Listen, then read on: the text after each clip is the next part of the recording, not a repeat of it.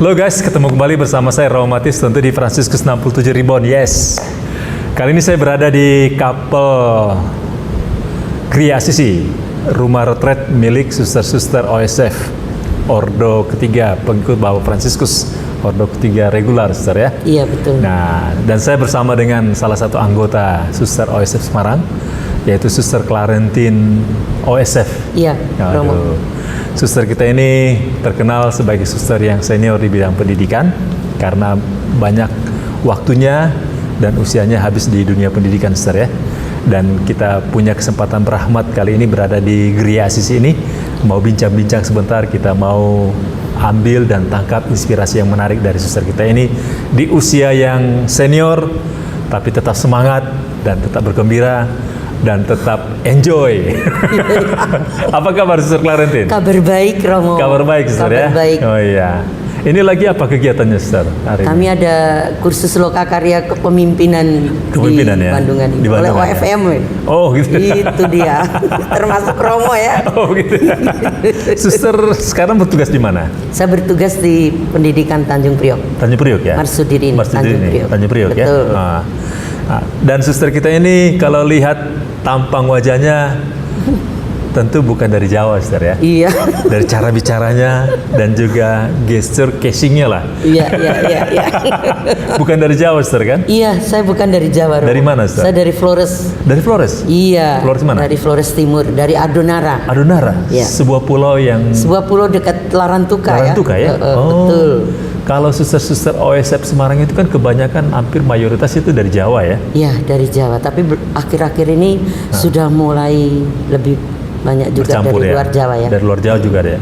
Tapi ngomong-ngomong nih suster ya, apa sih yang membuat suster sehingga terdampar ke suster Ke menjadi OSF suster ini ya? OSF ini ya? Ya, terdampar ke Pulau Jawa Iya, sebagai iya, suster iya. OSF ya? Gimana cerita panggilannya dulu? Iya, Romo, saya dulu tuh sebenarnya diarahkan oleh pastor paroki saya, Pastor Van der Hulus SVD. SVD, Itu ya. mengarahkan saya setelah tamat SD kelas 6, saya dimasukkan di calon suster SSPS di Hokeng. Jadi suster itu punya niat panggilan mendengar suara Tuhan menjadi suster itu setelah tamat SD?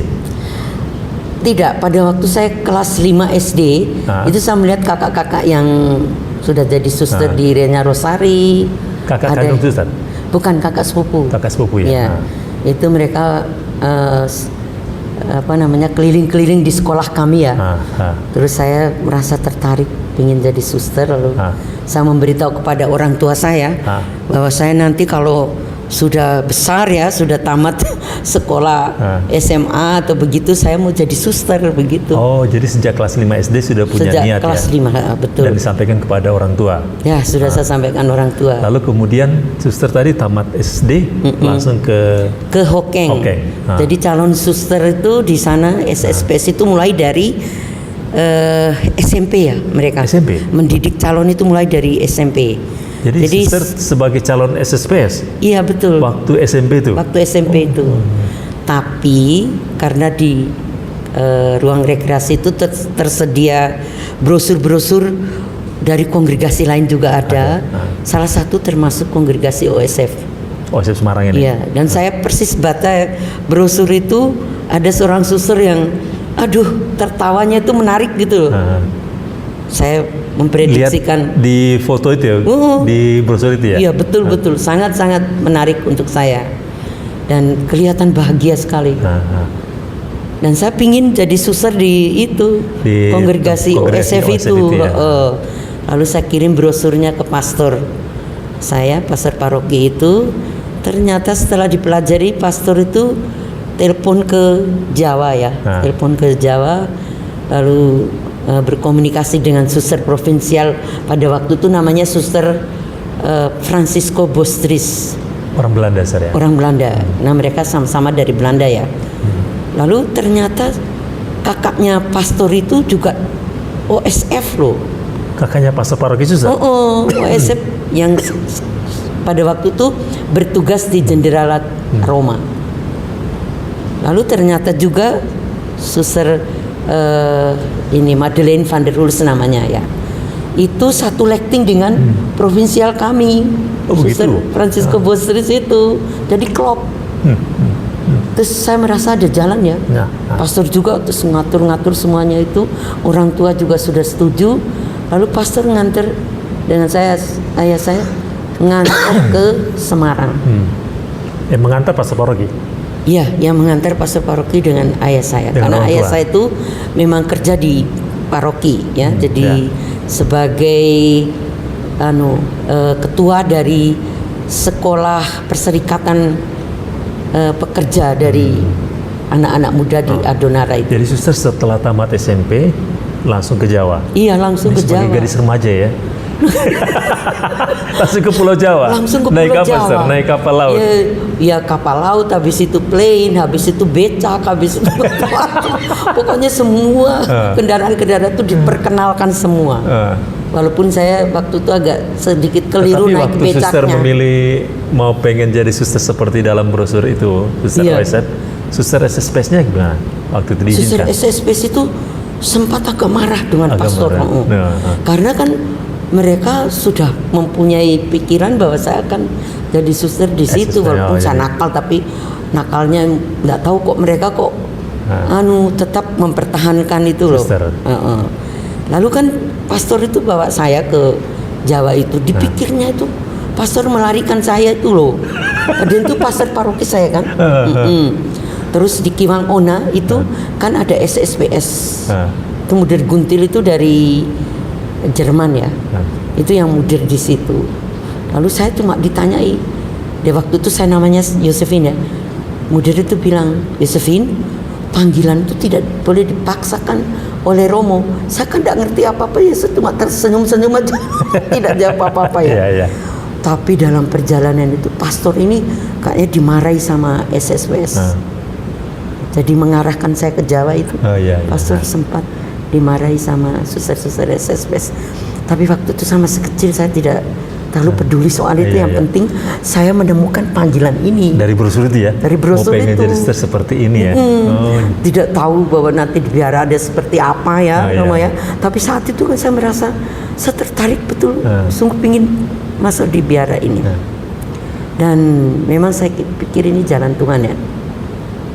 Begitu suster mengatakan umur kamu masih 15 tahun, dia belum boleh masuk. Nanti kalau kamu sudah 1 tahun ya, nanti umur syarat umur berapa tahun waktu itu? 18. Suster waktu itu umur 15. Pada waktu itu dia mengatakan umur 17 boleh masuk. Mudir itu. Nah, saya ini menjelang umur 17 saya sudah tidak bisa belajar lagi, melihat ada 2 suster medior yang sekolah di situ di Ambarawa itu loh.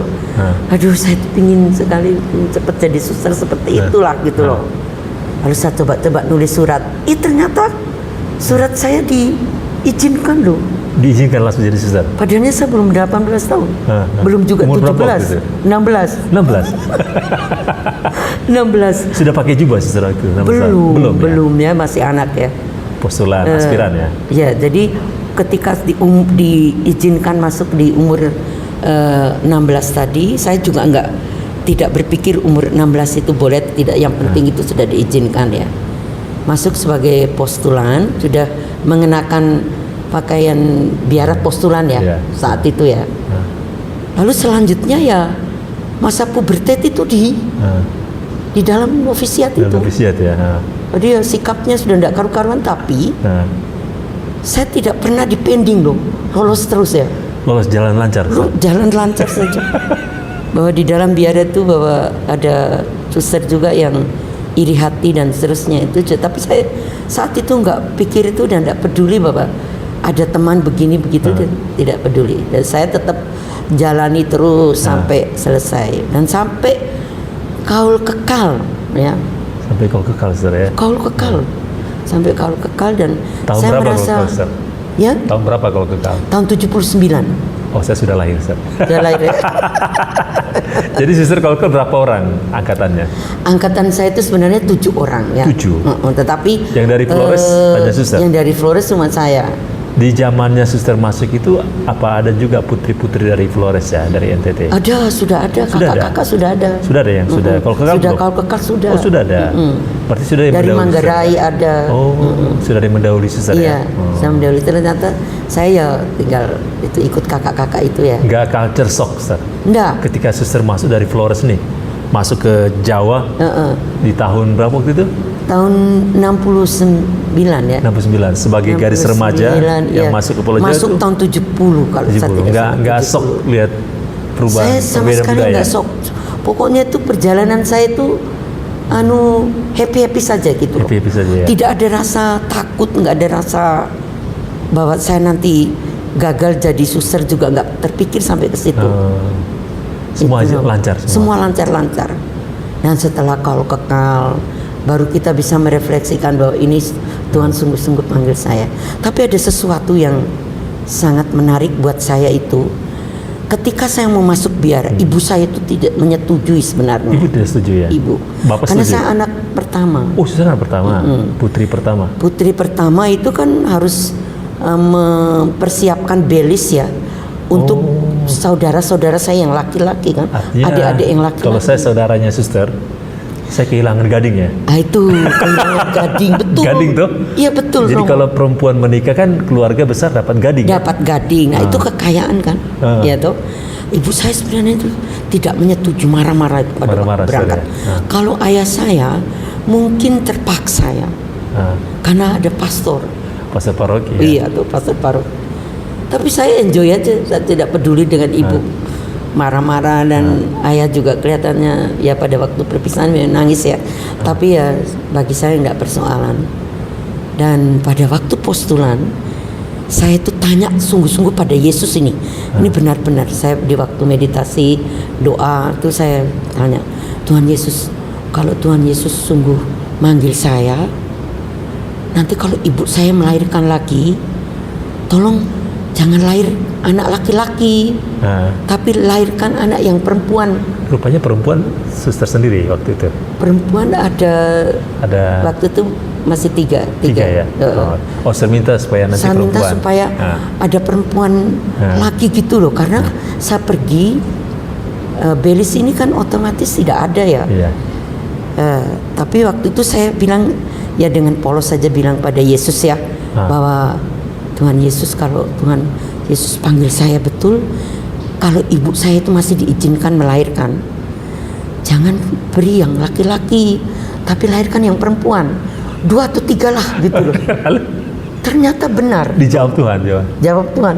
Dapat berapa lagi? Lahir 2 perempuan. Lahir 2 perempuan, lalu perempuan yang bontot itu permintaan suster ya. Permintaan saya. Jadi lahir perempuan yang bontot itu namanya ambil nama baptis saya ya, karena saya di biara kan nama baptis tidak dipakai ya, karena sudah ada nama suster juga yang lain, sehingga saya mengambil nama Clarentin, suster Clarentin itu. Jadi yang tadi itu suster yang adiknya suster lahir 2 itu membuat perempuan. ibu dan bapak bahagia. Aduh bahagia ya. Saya juga akhirnya merelakan suster. Saya juga lalu merasa yakin, berarti Tuhan panggil saya. Ya, Tuhan panggil ibu saya. Ibu tidak menolak lagi. Ibu nggak menolak lagi. Jadi ibu sudah baik. Kalau datang nengok saya di Jawa, ibu sudah pasrah, sudah bisa menerima. Karena sudah ada perempuan dua tadi. Dan di situ saya meyakinkan bahwa Tuhan panggil saya. Jadi apa yang saya minta ternyata Tuhan mengizinkan seperti itu ya. Mengiyakan berarti Dia panggil. Dan satu lagi yang saya ketika kaul kekal itu merefleksikan ya, oh ternyata ya Tuhan itu kalau memanggil kita tidak tawar menawar dalam segala hal, kesukaran kesulitan apapun, Tuhan itu hadir dan menolong Dia selalu menyiapkan yang terbaik buat kita ya. Dan justru di situ tuh saya melihat cinta Tuhan kepada saya itu sungguh-sungguh konkret, saya dapat lihat dengan mata kepala sendiri.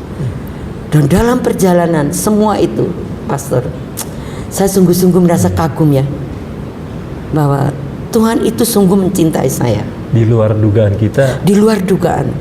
Dia siapkan. Dia siapkan segala apa sesuatu. yang kita minta dalam situasi tersebut diberi ya. Iya, begitulah. Yang penting ya, saya dipindah juga saya tidak pernah protes, tidak pernah apa. Ikutin saja. Dan pasti ternyata di Tuhan tempat baru pasti Tuhan sudah menyiapkan sesuai dengan kemampuan kita ya. Dan itu saya alami betul-betul dalam tugas perutusan manapun, yang paling parah pun ketika ada Tuhan semuanya akan terselesaikan dengan baik. Ya. Tapi ngomong-ngomong, Apa alasan suster memilih nama Clarentin ya? Nama Clarentin itu karena saya merasa sendiri atau dari pimpinan? Pilihan sendiri. Sendiri, ya. Jadi nama Clara itu dimodifikasi. Oh, Clarentin. Jadi dimodifikasi waktu itu saya pilih 2 ya, Clarentin dan Clarina. Nanti kalau saya ditanya provinsial, saya akan menjawab salah satu yang saya pilih. Gitu. Terus saya pilih yang Clarentin. Clarentin. Tidak Clarina, Clarentin ya. Dan saya pada waktu itu kan nama Prancis ya, suster-suster teman-teman saya Prancis namanya Prancis gitu loh. Tetapi ketika saya ditawari, kamu namanya Mary Claire aja ya, saya bilang nggak usah, saya mau yang Clarentin aja. Oh, gitu. Mary Claire dipanggil Klewer. Kenapa suster pilih itu? Saya pilih itu Clara ya. Saya pilih Clara karena saya merasa setelah mempelajari spiritualitas Fransiskan, kenal Santa Clara ini pengikut Fransiskus pertama ya dia ya. Lalu dia walaupun dia ordo kedua tapi kan dia mengikuti yang pertama ini. Lalu saya merasa bahwa saya dari Adonara ini pertama. Terus saya pingin putri Adonara pertama di OSF. Masuk ke OSF itu. Terus saya mengatakan saya mau pilih Clara saja. Dan saya tertarik dengan Clara, dipotong rambutnya oleh Fransiskus ya. Dan waktu itu rambut saya panjang. Yang potong rambutnya siapa? Yang potong ada orang suster. Oh, bukan Fransiskus ya? Suster kakak malaikat ya. Tapi dia pingin itu potong itu untuk dibawa buat keluarganya. Tapi saya ada sejarah itu karena Clara dipotong rambutnya oleh Fransiskus. Sehingga saya juga mau kaul itu, saya dipotong rambutnya. Bagaikan Fransiskus potong rambutnya Santa Clara. Jadi saya begitu itu ya merasa begitu indah ya. Ordo ini loh.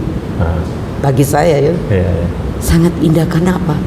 Ibu Magdalena Damen juga punya semboyan Tuhan menyelenggarakan Des Providebit. Masuk di Fransiskan banyak sekali ya. Persaudaraan lalu macam-macam tuh itu spiritualitasnya itu. Kontemplasi, doa dan seterusnya. Saya semakin mencintai. Dan saya sudah lupa dengan SSPS. sudah lebih in dan mencintai ini ya. Iya betul. Yang sudah dipilih ini betul, ya. Romo. Dan saya sungguh-sungguh merasa bersyukur walaupun ya di dalam hidup pembiara banyak tantangan juga dari teman-teman. Dari ya kesuksesan segala macam itu kan. Kita hidup bersama itu pasti ada ya. Tadi suster kan katakan tempat tugas suster sudah beberapa tempat berbagai macam tugas ya. Iya. Suster itu lebih banyak tugas di bidang apa paling banyak? Bidang pendidikan saja. Bidang pendidikan ya. Itu bidang pendidikan yang anak usia dini atau pendidikan? Jadi mulai dari SD anak-anak ya SD Gedangan Semarang ya. Suster jadi guru pertama? Saya langsung jadi kepala sekolah. Oh, kepala sekolah? Suster muda? Suster muda saat itu. Oh, langsung kepala sekolah ya? Jadi habis tamat dari SPG, terus saya jadi kepala sekolah? Jadi kepala sekolah di Semarang ya, di Gedangan, Biara Induk. SD Teresia itu. Dan sukses. Oh, berapa tahun suster jadi guru SD? Hampir 17 tahun ya. Jadi guru SD? Ya. Kepala bukan sekolah guru, SD? Kepala SD. 17 tahun? Kepala SD hampir 17 karena ketika saya kuliah S1 di Satya Wacana di Salatiga, terus dipindahkan lagi ke sekolah yang sama, karena pegawai negeri harus didukung kepegawaiannya. Oh, suster masuk PNS ya waktu itu? Saya waktu itu PNS tapi sudah dicabut karena pada itu suster-suster pindah-pindah toh. Pindah-pindah jadi sudah dicabut pegawai negerinya. Tapi pada waktu itu sebenarnya saya ditolong oleh pengawas ya.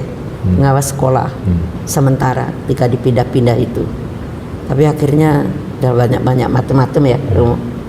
Terus akhirnya sudah dicabut pegawai negeri. Setelah menjadi kepala sekolah SD di Semarang? SD terus sekolah. Sekolah masih jalan ya. Pindah di Pekanbaru masih jalan juga. Nanganin sekolah SD lagi? Enggak, dipindah di Pekanbaru itu setelah saya tamat S1. Di sana pegang SMP, tapi Yayasan Prayoga ya. Prayoga ya. Milik Uskupan ya? Milik Uskupan Padang. Oh, jadi suster dari kepala sekolah SD menjadi kepala sekolah SMP? SMP. Setelah itu apa lagi, Suster? Setelah itu lalu saya pindah di Matraman ya. Jakarta Timur ya. Kepala Menangani sekolah. SMP juga. Kepala sekolah SMP. Kepala sekolah SMP di Cawang, di Dewi Sartika. Terus lama, ada tawaran itu. Berapa lama, Sir? 5 tahun. Saya 5 tahun di sana. Ya. Di Pekanbaru tuh hanya dipinjam ya. Dikontrak 2 tahun. Lalu ketika itu ada supervisi berprogram dari ke-27 Dikmenum seluruh Indonesia, itu datang untuk supervisi berprogram di sekolah yang saya pimpin di Pekanbaru itu. Ya. Lalu mereka melihat, lalu ada Dikmenum dari Jakarta dan Semarang itu kenal saya. Suster berapa tahun di sini? Saya 2 tahun. Cepat pulang aja untuk ngembangkan di tempat kita gitu. Di Semarang. Iya, saya sampai di Jakarta saya beritahu dengan Pak itu, Bapak Subroto namanya. Saya bilang, Pak, saya jadi pindah di Jakarta. Tapi sebentar lagi SMP mau akreditasi. Lalu dia pesan, suster, buatlah akreditasi seperti yang suster buat. Persiapan supervisi berprogram untuk ke-27 Dikmenum dari seluruh Indonesia itu. Saya buat. Oh, ternyata setelah selesai itu diperiksa ya, di akreditasi. Ternyata dokumen-dokumen itu dibawa ke Pendidikan Pusat di Gatot Subroto, Jakarta. Iya. Lalu Dibawa itu, ke pusat ya? Itu ternyata dikelola lalu menjadi awal akreditasi dinas loh. Awal dari itu. Lalu saya diberi bonus studi S2 dari pemerintah. Itu, Sir. Studi di Lembaga Pendidikan Indonesia. Manajemen ya.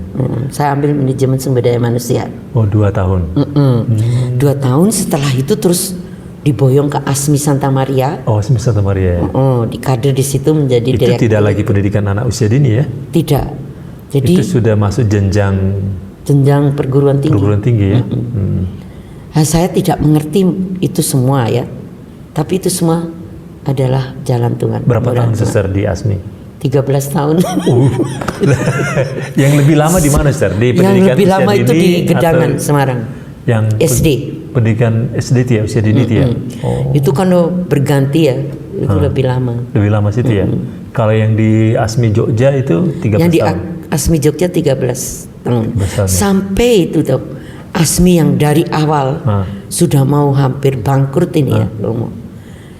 Kami sama sekali tidak punya bekal apapun, adanya cuma utang ya. Tapi itu tadi semua yang sudah direncanakan Tuhan bahwa ini karya Tuhan. Ketika kamu tegar di situ, bertahan dalam semuanya ini, Tuhan pasti membantu.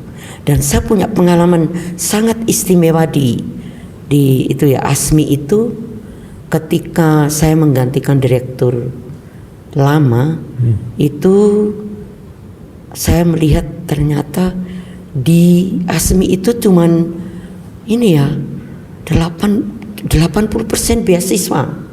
Jadi hampir semua gratis loh. Ketika saya jadi direktur kan saya harus otomatis lihat keuangan. Aduh, sangat mencemaskan ya. Bagaimana ya? Saya tidak bisa berbicara dan saya sempat linglung 3 minggu loh. Linglung tidak bisa berbicara. Saya mau lari gimana? Suasana dihadapkan. Aduh, gimana ya?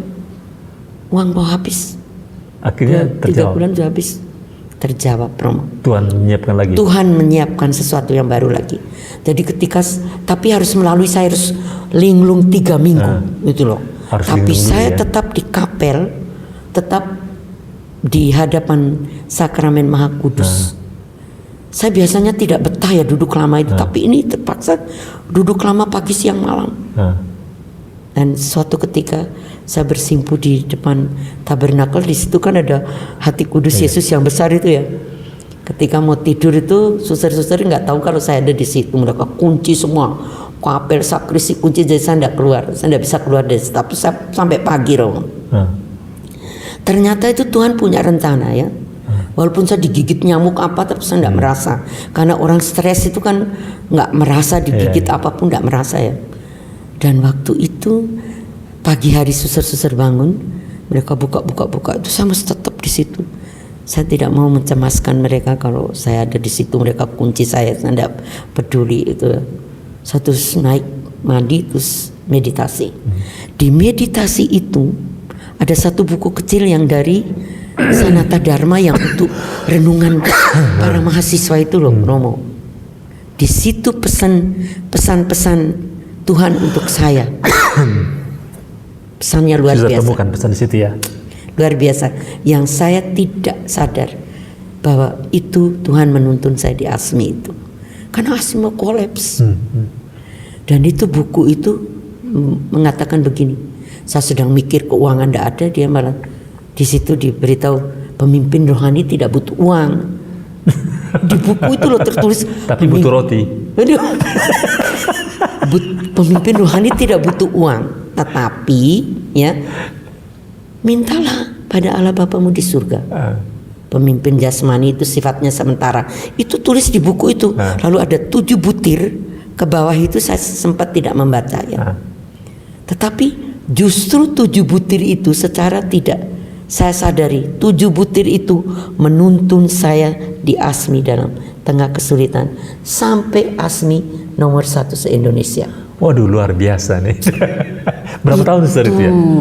13 tahun di situ ya? 13 tahun. Artinya, 2 periode jadi direktur, 1 periode 4 tahun saya di kader di situ komplit, Romo. Oh ya, jadi saya tahu suka duka hidup di ASMI itu karena magang 4 tahun itu. 4 tahun ya.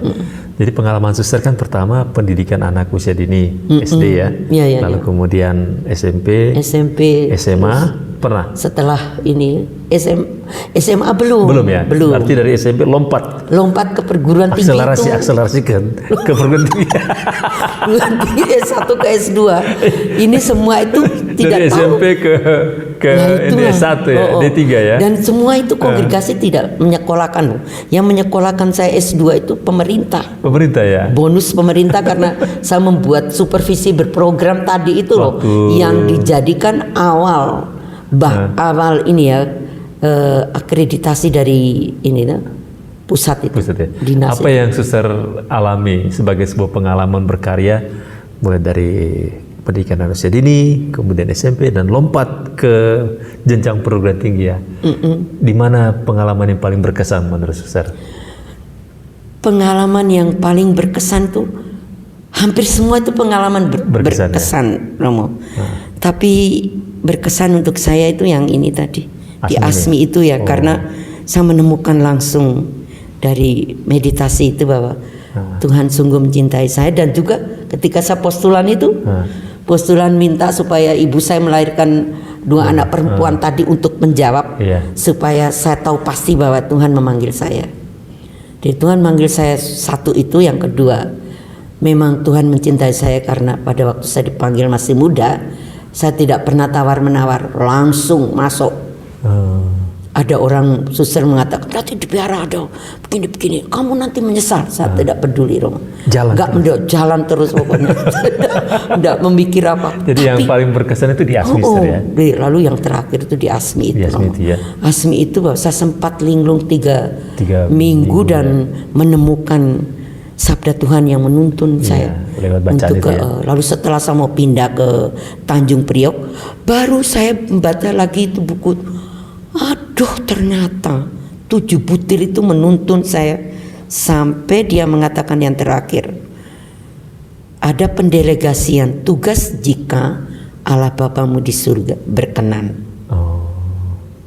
Tadi pertama, jangan khawatir dengan keuanganmu. Karena pemimpin religius tidak butuh uang. Religius tidak butuh uang. Tapi butuh roti. Pemimpin rohani. Dia bilang pemimpin rohani tidak butuh uang. Mintalah Allah Bapamu di surga. Yang terakhir, ketika menerima pendelegasian tugas jika Allah Bapamu di surga berkenan. Waduh, luar biasa. Elok sekali. Saya sungguh merasa butuh apa lagi, Romo. Saya bahagia.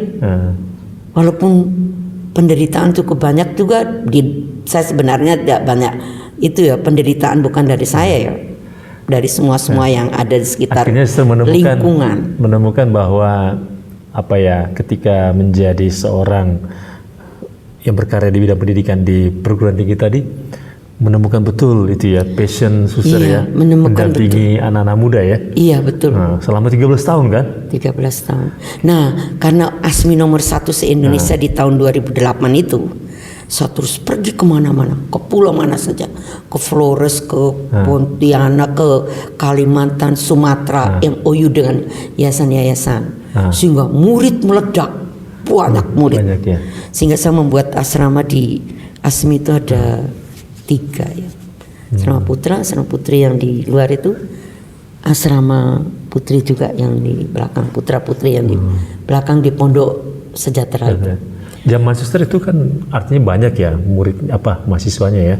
Dan suster 13 tahun bersama dengan anak-anak muda ya. Iya. Anak-anak muda, kalau kita bicara soal pendampingan anak muda nih, Sir. Zamannya suster itu mendampingi mereka itu kan di tahun berapa? Tahun 90-an ya? Tahun 2000 ke sana. 2000 ke sana ya. 2001 sekarang ini kan kita melihat nih anak-anak muda sekarang ini ya. Suster Anak-anak prihatin muda nggak ya dengan situasi sekarang ini ya, situasi diri saya dari setelah pensiun itu terus pindah ke Priok itu menangani SMP SMA. Waktu itu sebagai kepala SMP dan SMA. Terus ya perkembangannya saat itu memang sudah mulai ada negeri gratis, sehingga mulai menurun ya. Apalagi SMA. SMA itu sudah ada rencana mau ditutup, Romo. Tapi sekali lagi berangkat dari penyelenggaraan Tuhan ya. Tuhan itu kan menggunakan kita ini untuk menjalani semua itu ya. Ya harus kreatif ya. Ya pada waktu itu mereka sudah putus asa mau tutup itu. Saya bilang jangan ditutup dulu, kita mau coba dulu ya. Coba di sini cari media kita bisa itu promokan SMP SMA Marsudini di sini supaya lingkungan ini bisa masih mengenal ya. Mungkin ada murid masuk gitu ya, Romo. Tahunya saya mencoba itu terus cetak brosur apa segala macam, poster, spanduk, banner ya. Lalu saya juga pergi ke pasar, nyebar brosur. Anak-anak PKS di jalan itu kalau oplet lewat itu mereka bagi-bagi. Pokoknya biarkan aja, dibagi aja. Nanti dia sudah membaca, dia pasti tahu kalau ada sekolah Marsudini ini di Tanjung Priok. Tahun pertama, Romo, saya baru datang itu. Tahun pertama udah ada, saya rombak banyak hal di situ atas izin ketua perwakilan pada waktu Solorentin. Lalu karena dia izinkan maka beberapa perombakan terjadi di sana ya. Lalu yang sangat mengagetkan saya itu SMP itu tahun pertama itu SMP sudah tidak menerima murid lagi karena 9 rombel itu sudah penuh semua. Malam dulu dah. Itu SMA yang tadi muridnya cuma 43 orang sudah menjadi 100-an. Luar biasa. Saat itu loh. Saya merasa berarti Tuhan panggil saya di sini, utus betul-betul di sini. Dan itu semua karya Tuhan bukan saya. Saya ini hanya sebagai alat penyambung saja kegiatan-kegiatan dari apa yang Tuhan mau ya. Dan itu jalan, Romo. Lalu saya lihat mereka masih cemas. Kita jalan kaki, doa jalan kaki. Saya tanya sama guru karyawan, mau nggak kalau saya ajak jalan doa jalan kaki dari sekolah ke ini Paroki Cilincing itu. Kita doa di sana, jalan salib, rosario apa segala macam. Berdoa, Ustaz. Jalan, pokoknya kita jalan. Jalan itu tidak omong ya. Jalan dalam doa. Nanti pulang baru boleh cerita. Tapi kalau jalan ke sana kita tidak ngomong tapi berdoa. Dan itu kita jalani. Semua mereka jalani dengan tulus. Dan saya ada satu pesan dari provinsial saya, Mudir Teresina itu dulu pernah bilang, doa arwah itu sangat ampuh. Satu arwah diselamatkan, kita dapat berkat berlimpah ruah. Saya percaya itu, Romo. Dan saya ajak mereka selain doa rosario. Saya sudah sering misa arwah, Ustaz. Wah itu loh, berkatnya besar loh. Bener, Romo. Percaya tidak percaya, pokoknya itu arwah yang diselamatkan itu penolong kita loh, Romo. Nolong kita untuk setia, untuk tetap kuat. Menjaga iyalah itu loh, saya percaya itu. Penyertaan Tuhan ya. Iya betul. Dan bener, Romo. Ketika kami berdoa arwah itu ada satu teks doa arwah itu mendoakan arwah alumni sekolah di situ yang sudah meninggal. Ya. Para suster-suster yang kepala-kepala sekolah yang sudah meninggal, kita doakan. Dan ternyata tahun kedua, ketiga, keempat meledak muridnya. Kaget. Dan terlihat bahwa itu Tuhan menolong, dan juga para arwah itu pasti didoakan tuh, mesti udah ada banyak yang selamat. Mereka doakan juga kita. Iya. Dan ketika ada ibu orang tua murid yang punya indera keenam, datang tuh lihat kelas kosong loh ini. Kelas yang sedang dibersihkan oleh OB itu kosong. Dia pergi ke tata usaha, kelas itu di depannya tata usaha. Dia tuh masuk di tata usaha membayar. Dia bilang, waduh, muridnya banyak sekali, padahal itu kelas kosong. Saya mengatakan muridnya banyak sekali, itu ibu tuh lihat arwah-arwah semua di situ yang kita doakan tuh. Ada semua di situ ternyata. Ibu tuh yang lihat, yang punya indera keenam. Lalu saya yakinkan kepada para guru karyawan, ternyata kita mendoakan arwah itu pasti Tuhan menyelamatkan banyak arwah, sehingga kita bisa berhasil sampai dari 3 rombel SMA, 3 rombel jadi 15 rombel. Oh ya, luar biasa ya. Sekolah itu loh, 43 anak. Kerja sama tim sampai meningkat 400-an murid, 460-an. 80-an ya. Luar biasa, Ustaz ya. Luar biasa. Dan itu bagaimana Romo, saya tidak menyaksikan lagi bahwa memang kita percaya ya. Itu hasil dari karena percaya pada penyelenggaraan Tuhan itu tadi. Deus Providevit ya. Deus Providevit. Kalau bicara tentang ini, Ustaz, tentang pendampingan anak muda ya. Suster kan lama mendampingi, tadi 13 tahun kan di ASMI bersama dengan anak-anak yang di perguruan tinggi. Lalu kemudian kalau Suster lihat sekarang ini ya, susah nggak dulu mendampingi anak muda itu ya? Dulu? Iya, zamannya Suster itu ya. Zaman saya itu masih lebih mudah. Lebih mudah ya? Lebih mudah karena mereka masih nurut, belum banyak perkembangan juga ya. Kalau sekarang ini? Kalau sekarang ini di masa digital ya, daerah zaman teknologi digital ini ya sulit-sulit, gampang-gampang sulit ya, gampang-gampang sulit ya. Yang penting itu anak-anak muda itu perlu pendekatan, kemudian perlu pengertian, ya perlu ada yang mendampingi, pembinaan. Dan di sekolah Marsudiri ini kan membina karakter. Marsudiri ini kan pembinaan karakter. Dan saya tuh terjun di anak-anak muda seperti SMA, mereka happy ya. Saya tuh bahagia. Tidak ada jarak Suster lihat? Nggak ada. Antara Suster dari generasi baby boomer dengan mereka itu nggak ada? Hampir tidak ada saya bisa lihat. Bisa berbaur, saya bisa menyatu ya? Saya masih bisa menyatu dengan mereka ya. Yang penting itu saya sendiri masuk di mereka itu harus memiliki semangat yang muda, harus memiliki semangat seperti mereka. Bisa dekat dengan mereka ya, bisa menyatu dekat dengan mereka, dan bisa diajak. Dan mereka itu memang aura para suster itu masih terlihat ya, walaupun sudah kepala sekolah awam, tapi aura suster itu mereka masih merindukan. Masih butuh ya, masih figur butuh. Suster tadi ya. Figur seorang suster dengan figur kepala sekolah awam sangat berbeda. Ya. Aura kekudusan itu. Aura kekudusan, aura kita itu kan memang tiap hari mengikuti Ekaristi ya. Jadi kan memang kita itu kan dibina oleh Tuhan sendiri ya, berkembang menjadi kematangan, kedewasaan kita di segi imannya. Itu kita lebih daripada awam. Kalau dengar cerita Suster ini, saya jadi ini artinya terkesan kalau Suster itu sepertinya kekeh atau kuat dan teguh dalam panggilan gitu ya, dan tetap semangat juga ya. Iya. Pernah nggak Suster punya pengalaman mau balik badan begitu ya, mau mundur gitu? Tidak. Pernah nggak? Tidak. Ketika ada tantangan yang berat, pernah nggak kepikiran mau keluar gitu? Saya tidak pernah. Mulai dari pertama itu? Tidak pernah. Kalau tidak pernah putus asa. Saya melihat semuanya itu tuh Tuhan tetap menjanjikan ya. Dan saya selalu kalau memberi pengarahan pada para dosen, juga guru-guru ini ya, kita harus tetap tegar, percaya ya, bahwa Tuhan mengatakan toh, barang siapa bertahan akan melihat janji Allah. Bertahan itu kan bertahan dalam penderitaan, dalam kesulitan, dalam apapun. Maka saya itu bagaimanapun ya tetap semangat saya. Kuat ya. Kalau diingat lagi cerita orang tua suster tadi, ibu tadi kan, pernah nggak ibunya menyodorkan, nak ini seorang lelaki yang nanti menyiapkan gading untuk kita kan? Suster pernah berpikir untuk balik? Enggak pernah berpikir, karena gitu. dulu sudah pernah ada yang memasukkan gading di rumah untuk Minang. Untuk suster? Tapi dia saya enggak melamar suster?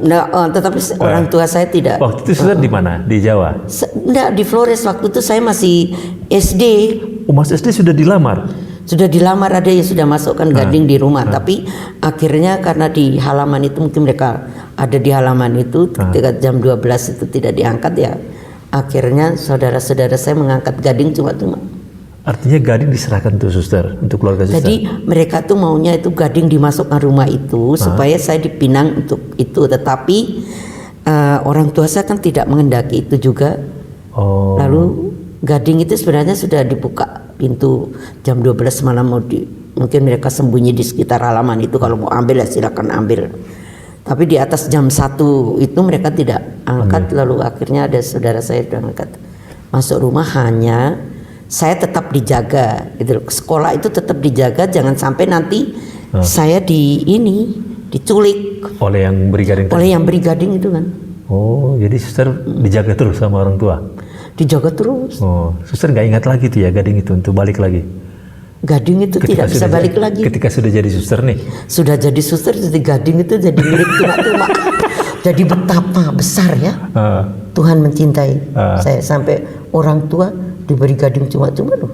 Dan dijaga suster ya? Dijaga. Artinya suster nggak pernah mengalami kesulitan ya, tetap saya tuh pokoknya saya tuh walaupun saya digosipkan seluruh dunia tetek bengeknya macam-macam, dan waktu itu Romo mengesan bagi saya, ada suster-suster SSPS yang sedang kursus di Pikat Bangkong. Ada yang mungkin diberitahu suster dari kongregasi saya ya, dari OSF, dia beritahu itu Suster Clarentin dalam keadaan begini. Mereka datang, suster nanti kalau suster keluar jangan kemana-mana, SSPS masih tetap menerima suster. Kalau begitu suster, apa yang membahagiakan suster ya? Hidup dalam panggilan ini ya. Hidup dalam panggilan. Di tengah tantangan tadi, ada juga sesuatunya yang kadang-kadang nggak suka gitu ya. Tapi apa yang membuat suster sehingga bahagia ya? Saya bahagia karena saya menerima semua itu ya. Saya dibuat oleh Tuhan itu sedemikian rupa hidup dalam semangatnya dan happy terus gitu loh. Saya nggak pernah merasa goyah walaupun saya saat itu mengalami begitu ya, ada tantangan itu ya. Tapi begitu lewat, saya sudah tidak pedulikan lagi, Romo. Terus ya hidup terus menjadi suster yang bahagia. Tetap bahagia ya, dan suster bahagia. Dan saya bahagia sekali. Nggak pernah menyesal. Nggak pernah menyesal. Karena selalu kejutan-kejutan Tuhan yang membahagiakan saya. Di balik semua itu, di mana saya diutus ke sana ke sini, selalu mesti ada sesuatu yang menggembirakan, membahagiakan. Nggak pernah menyesal. Kenapa dulu saya pergi ke OSF ini dari ya itu Flores. Tadi ini Tuhan yang ngatur. Tuhan yang ngatur ya. Tuhan yang ngatur dan Tuhan yang mengarahkan itu semua, sampai saya tidak merasa sedikit pun berkekurangan dan sedikit pun orang tua juga keluarga merasa bahagia punya anak suster. Waduh, luar biasa guys perbincangan kita dengan Suster Clarentin ini. Kelihatan di usia yang senior tetap kelihatan ketegasannya, dan juga tetap kelihatan cerianya, dan tetap kelihatan komitmennya untuk hidup panggilan sebagai seorang suster OSF. Kira-kira apa suster yang kira-kira bisa suster bagikan ya kepada saudara-saudari kita yang menyaksikan perbincangan kita ini, yang mungkin bisa meneguhkan dan menguatkan ya di tengah banyak tantangan, kesulitan, tapi toh harus bahagia dan harus tetap komit gitu suster ya. Jadi kita yang penting itu kita percaya bahwa Tuhan tidak meninggalkan kita. Tuhan memanggil, Dia mencintai. Jadi jangan ragu ya, karena Tuhan pasti akan menyelenggarakan yang terbaik ketika kamu setia dan tidak pernah ragu dengan panggilan ini. Gitu Romo. Itu luar biasa. Ya, terus kata yang terakhir, Deus Providebit. Tuhan yang menyelenggarakan. Oke. kelihatan OSF sejati ya. Tetap moto dari Ibu Magdalena Demen itu Deus Providebit tetap digaungkan dan disuarakan. Dan tentu juga menghidupi suster ini, bagaimana Tuhan yang menyelenggarakan itu kelihatan dari seluruh perjalanan hidupnya yang gak mudah, gak gampang, tapi tetap setia. Saya kira di usia suster ini yang tetap senior, yang sudah senior, tapi tetap setia, itulah merupakan ukuran. Saya sudah 71 tahun. 71, waduh luar biasa suster ya. Iya. Dan tetap sehat. 71 tahun dan sudah pesta emas. Oh dulu pesta emas lagi. Pesta emas di ini 2024 ya. 24 ya. 2024 ya. Pesta emas ya. Oh luar biasa. Ya, pesta emas Romo. Oh, selamat pesta emas, Sir. Terima kasih Romo. Terima kasih, Sir ya. Ya, terima kasih.